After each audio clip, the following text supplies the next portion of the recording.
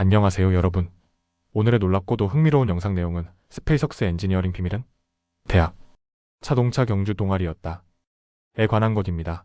시청에 앞서 좋아요 버튼을 누르고 채널 구독 및 알림 설정도 잊지 마세요. 여러분의 관심과 지지가 저희에게 큰 힘이 됩니다. 이번 영상은 월스트리트 저널에 소개된 흥미로운 이야기를 바탕으로 제작되었습니다. 많은 사람들은 스페이스X의 성공을 이야기할 때 일론 머스크를 먼저 떠올립니다. 하지만 세계 최고의 로켓 기업이 탄생하기까지는 수많은 엔지니어들의 숨은 노력과 독특한 조직 문화가 있었습니다.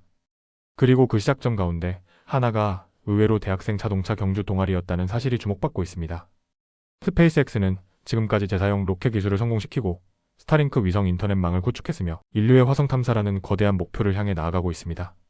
그런데 이런 혁신적인 기술력을 만든 핵심 인물들 중 상당수가 젊은 시절 대학에서 경주용 자동차를 직접 설계하고 제작했던 경험을 공유하고 있다는 것입니다. 월스트리트 저널 보도에 따르면 스페이스X의 최고 엔지니어링 책임자 중 한 명인 빌 라일리는 최근 대학생들이 참가하는 자동차 설계 대회 심사위원으로 활동할 예정입니다. 이 대회는 단순히 자동차를 운전하는 경기가 아닙니다.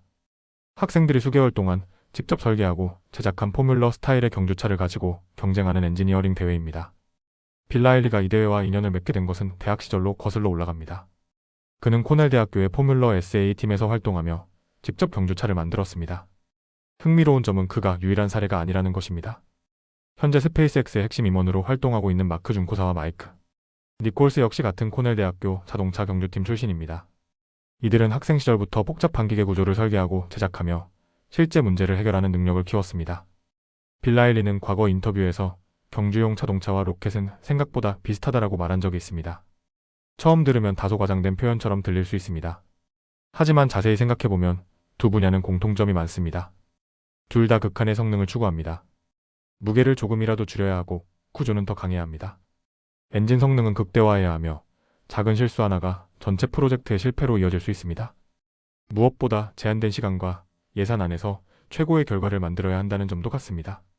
즉, 대학 시절 경주차를 만들면서 익힌 문제, 해결 능력이 훗날 로켓 개발 과정에서도 그대로 활용될 수 있었던 것입니다.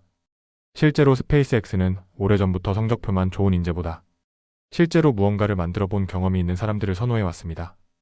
회사 채용 담당자들에 따르면 스페이스X에 입사하는 많은 엔지니어들은 학교 밖에서 다양한 프로젝트를 진행했거나 직접 기계를 제작해본 경험을 가지고 있다고 합니다. 일론 머스크 역시 여러 차례 이런 실무 경험의 중요성을 강조해왔습니다. 그는 포뮬러 SA 같은 대회에서 뛰어난 성과를 거둔 학생들을 매우 높게 평가하는 것으로 알려져 있습니다. 이러한 철학은 코넬 대학교 레이싱팀의 문화와도 잘 맞아떨어집니다. 팀 지도교수였던 존 캘리스터는 학생들에게 독립적으로 사고하는 능력을 길러주는 것이 가장 중요하다고 설명했습니다. 그는 세상에 존재하는 모든 기술을 가르쳐주는 수업은 없다고 말합니다. 결국 새로운 문제를 만나면 스스로 배우고 해결해야 한다는 것입니다. 바로 이런 태도가 스페이스X가 원하는 엔지니어의 모습과 매우 유사합니다. 특히 마크 준코사의 이야기는 이를 잘 보여줍니다. 그는 대학에서 경제학을 전공했습니다. 일반적으로 생각하면 로켓 엔지니어와는 거리가 있어 보입니다. 하지만 함께 활동했던 동료들의 증언에 따르면 그는 새로운 기술을 배우기 위해 엄청난 시간을 투자하는 사람이었습니다. 모르는 것이 있으면 끝까지 파고들었고 더 나은 방법이 있다면 끊임없이 개선하려고 노력했다고 합니다. 이러한 성향 덕분에 그는 훗날 스페이스X에서도 중요한 기술 문제를 해결하는 핵심 인물로 성장했습니다. 한 전직 직원은 머스크가 어려운 기술적 난관에 부딪히면 마크 준코사를 투입하곤 했다고 회상했습니다. 그만큼 문제 해결 능력에 대한 신뢰가 컸다는 의미입니다. 실제 사례도 있습니다. 과거 스페이스X가 얇은 알루미늄 패널을 자동으로 용접하는 공정을 개발하려 했을 때 많은 전문가들이 불가능하다고 판단했다고 합니다.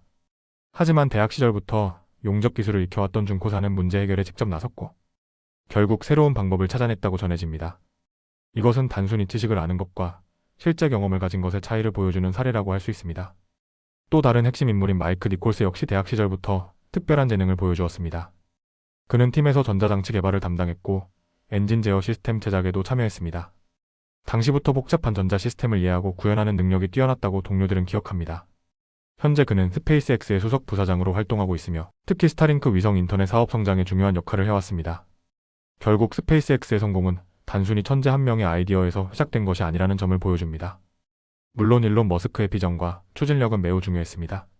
하지만 그 비전을 현실로 만드는 과정에서는 실제로 손을 움직여 문제를 해결할 수 있는 엔지니어들이 필요했습니다. 그리고 그들 중 상당수는 대학 시절부터 직접 자동차를 만들고 부품을 깎고 엔진을 조립하며 실패와 성공을 반복했던 사람들이었습니다. 전직 스페이스X 직원들은 코넬 대학교 레이싱팀 출신들이 회사 안에서 특별한 존재처럼 여겨졌다고 회상합니다. 그만큼 실무 능력과 문제 해결 능력을 인정받았다는 의미입니다. 한때는 코넬대 출신 인턴들끼리 자연스럽게 모여 서로 정보를 공유하고 협력하는 문화도 있었다고 합니다. 이 이야기는 결국 중요한 교훈을 남깁니다. 최첨단 로켓 기술은 거대한 연구소나 화려한 실험실에서만 탄생하는 것이 아닙니다. 때로는 대학 캠퍼스 한쪽의 작은 작업실에서 시작될 수도 있습니다.